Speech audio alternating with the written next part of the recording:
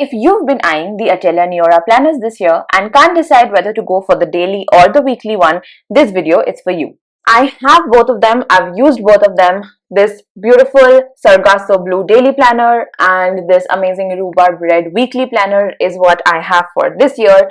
And I have previously been using the daily planner for all of 2025 and I have used the weekly planner in 2023, and both I have used in a work setting. So since I keep using different kinds of planners and different kinds of layouts, I know very well that a daily and a weekly planner are for completely different kinds of planner people. And that's why I'm going to take you through what is similar in these two planners and what is different and which one should you pick depending on what your goals are from these planners. Let's get into it. Let's get through what is similar in both of these planners. First, elastic closure, the pen loop, the texture of the covers, the vibrancy of the colors, all of that would be absolutely identical. The first difference to clock here is of course the width of the planners, because of course the daily planner has 512 pages and the weekly one has 264 pages, which is almost half. So you definitely see that gap very starkly whenever you hold the two planners in your hands. The weekly one feels easier to hold, easier to carry around, more compact than the daily one. Now let's take a look at each of the spreads. So the first couple of spreads are absolutely identical. Across both planners, you get your nameplate page, then you get the personal information page, and you get the vision board spread. Now both of these planners are A5 size, so you get the exact same amount of space also across all of the spreads. Then you have your yearly layout, which is all of the months through all of the days of the months, and it gives a nice little overview of the whole year in one go. Then come the monthly grids, and up to here everything is exactly the same. You have the same mini calendars for the previous and the upcoming months. You have goals, things to do, and health trackers, and each of the grids are big enough to write down all possible events you could have in one day. Now once we get to the end of the monthly grids is where these two planners serve completely different purposes. In the daily planner, once the monthly pages are over, you get the vertical hourly weekly layouts. Now these are very convenient. They have a block for all of your weekly priorities at the top, and they have the 5 a.m. to the 3 a.m.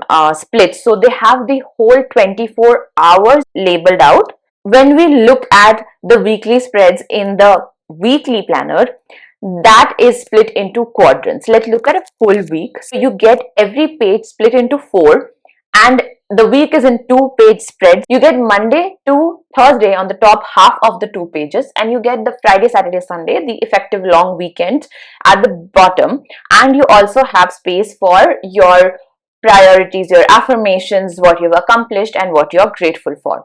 After your entire weekly spread, you get 2 pages of notes after every week is over, but that's not what you get in the daily planner. In the daily planner, you get all the weeks kind of one after the other, finally until you get to the daily pages section. And here you have ample amount of space to write down whatever you want to, and you also have the priorities, the affirmations, accomplished, and the grateful for in the daily pages. Now this is what was earlier in the weekly section, and now they have split that into the daily section. Everything else again remains the same, which is the habit trackers, the expense trackers, the passion pages, but the weekly planner also has a password page, a page for events, and a place to write down contacts. But those are the basic differences. The daily planner is priced at $9.99 and the weekly planner is priced at $7.99. I just quickly want to show you what a used daily planner looks like. So I have cracked the spine. I didn't keep it too well, but it was at home. So I have been like using it every single day for this year.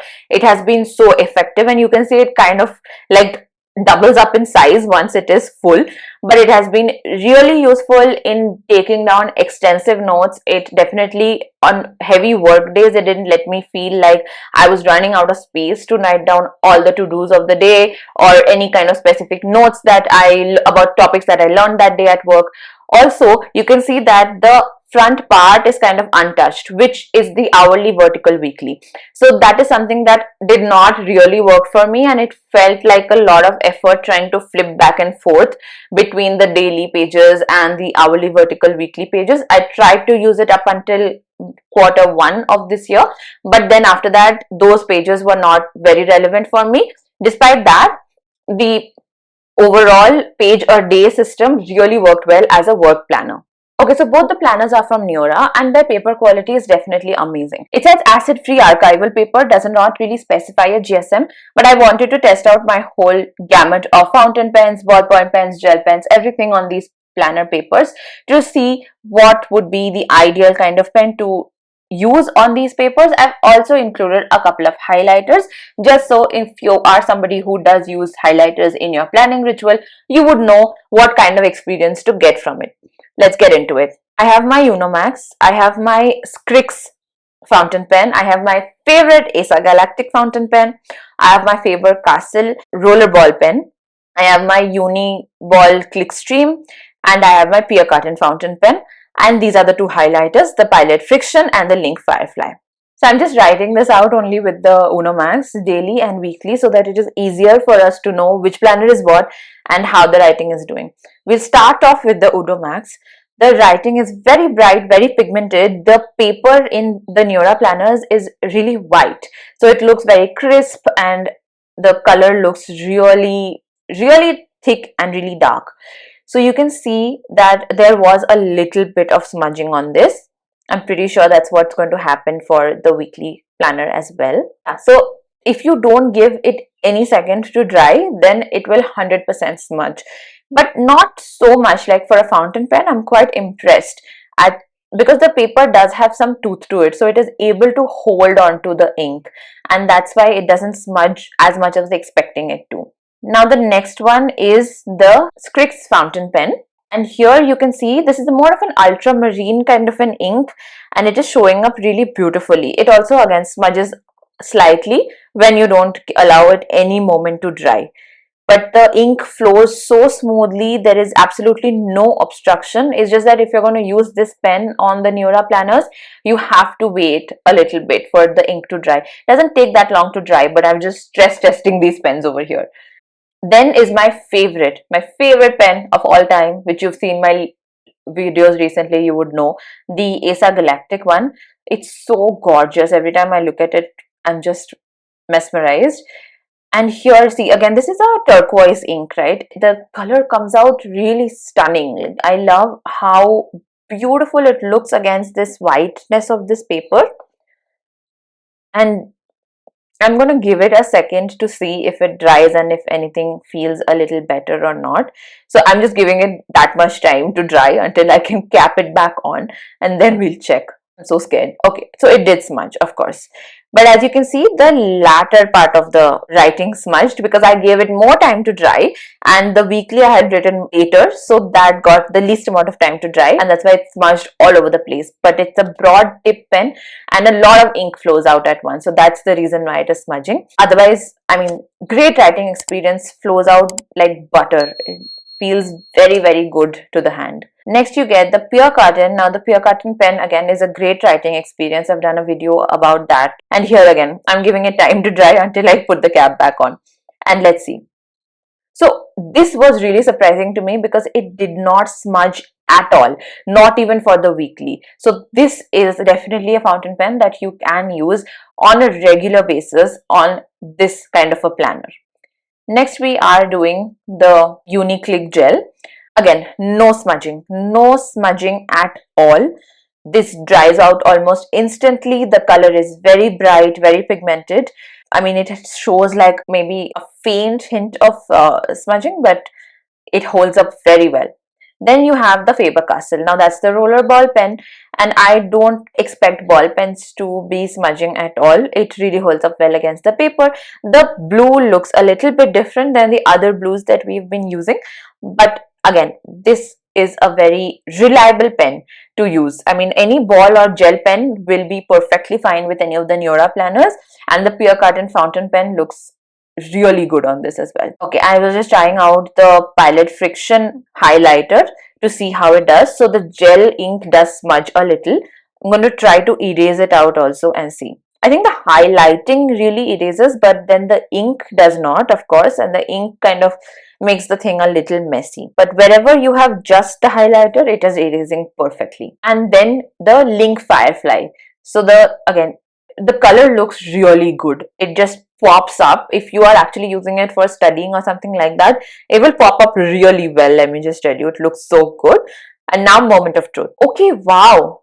You can barely see any ghosting of any of the pens. And look at that, like there is absolutely no bleeding, and even the ghosting is so minimal. I can see where I have put some pressure or I have used the highlighter on the ball pen, but really, I mean, you can easily use the page at the back, right? Which is not something you can say for a lot of planners.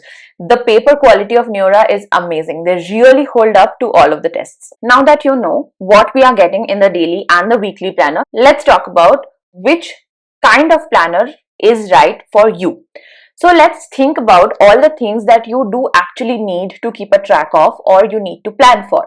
First thing is, of course, portability. Daily planner is much thicker than the weekly planner and it will get chunkier the more you use it. If you are looking for a planner that will sit on your desk, help you plan out your entire life, and you need a lot of space for that, then the daily planner is a great choice. If you are looking for more portability, something compact that you can throw in your bag and not worry about the weight that it is adding, then the weekly is your go-to. Next, what you need to think of is how much are you actually planning? Are you somebody who is noting down quick deadlines, maybe some meetings? If you are a college student or even a school student, do you just want to note down when your classes are, when you have certain exams, or when you have to, start preparing for certain kind of tests, and maybe use the extra notes pages to just make a in-depth plan? Or are you somebody who needs a very detailed layout every single day that will help you function more effectively? You're happy to use the vertical weeklies for just these deadlines and important tasks and routines, and you still need an entire A5 size page for planning every single day. Next, you need to keep in mind is that the weekly is just a weekly. There are no daily pages. You just get a quadrant basically for your daily planning, and that makes it minimal and very quick to use. So if you're somebody who gets really intimidated by a blank page, then the weekly might be the right choice. It gives you enough structure. It also minimizes the amount of space that you do have at your disposal. It actually limits a lot of the friction that you do have when you look at a blank page, because let's just be honest, if you have to fill in this versus one block of this, which one's going to be easier? So just to summarize, the daily planner is going to be great if you are somebody who enjoys writing and reflection, anybody who gets overwhelmed with a lot of mental clutter and you need a big space to brain dump everything that is going on before you can, put a structure to it and figure out what needs to be done when. I feel like a lot of moms would really like the daily pages because they are managing a lot of things. So things to do with your kids' schedule, things to do with your, maybe if you have help, then their schedule, their routines, things, tasks that you want to give them advice for, what you want to manage, what you don't want to manage, making time for your self-care, making time for your personal routines. If you are working, then even more so. So if you are somebody who likes to put all aspects of your life in one planner, then the daily planner might be the right choice. Next is people who love to time block. So if you are the kind of person who will actually treat your paper planner like a Google Calendar and you want to see every single thing time blocked, every slot like colored or highlighted or filled in with stickers, every hour block would probably have a productive thing in it, then you would definitely love the daily planner. Another thing I can think of is very creative people, because I think with being creative comes this fear also of not wanting to ruin something, but you also need a lot of space. So like I keep saying again and again, Neorah has a great way to give you structure and freedom in a very functional hybrid system. That is why I think even for very creative people, the daily planner might be a great choice. And finally, somebody who enjoys memory keeping. Memory keeping has not become that big, but it is effectively what you knew of writing a diary when you were a child, right? You would just say, "Dear diary, this is what happened today." There are still a lot of people who keep doing memory keeping. You can evolve it in any way that you want to. If you want to see how I would like to maintain a memory keeping journal, put that in the comments down below. I'll make a video for you. But this kind of a daily planner is excellent for memory keeping. You can write in it, you can draw in it. Neorah has excellent paper quality. On the other hand, the weekly planner is perfect for people who want to write down their goal. They want visibility, but not heavy details. This is also great for busy professionals because once you open this page, you'll just basically get a nice snapshot of everything that happened that week, and you know exactly what's going on. You don't have to keep flipping through 7-8 pages to know what was the work that was done that week. It's also great for minimalist planners, people who really don't want all the frills and the flares and will genuinely get intimidated by the idea of a page per day. So that is also a great choice. It's also great for people who have trouble maintaining consistency, because when you see a lot of empty daily pages in a dated planner, it really makes you feel bad. Like, it makes me feel horrible.